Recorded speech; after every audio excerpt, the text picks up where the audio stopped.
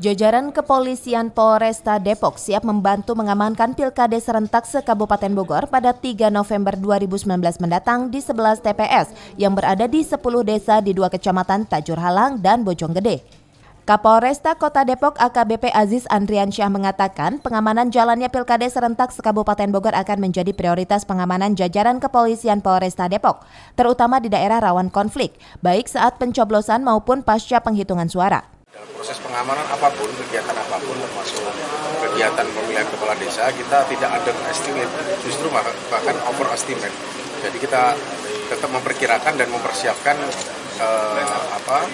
situasi yang terburuk sekalipun. Nah, tapi kita tidak berharap situasi terburuk itu terjadi. Namun jika itu terjadi, kami sudah siap. Untuk yang masuk wilayah Depok, berapa TPS? Ada 10 desa, dari 2 kecamatan, 10 desa dengan 38 calon.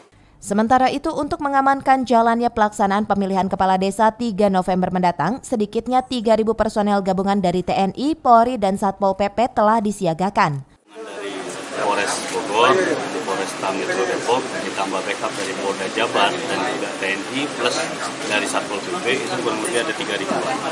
3.000-an itu kita plotting untuk 273 desa. Jadi ada juga desa yang satu desa mempunyai 3 TPS. Tadi sudah kita himbau untuk 1 TPS, tapi karena mungkin jumlah banyak, jadi ada 3 TPS. Jadi kita perkirakan dalam bentuk pengamanan TPS itu kurang lebih minimal 5, minimal yang mungkin 3, 5 sampai dengan 10. Dari Cibinong, Kabupaten Bogor, Edi Junaidi melaporkan.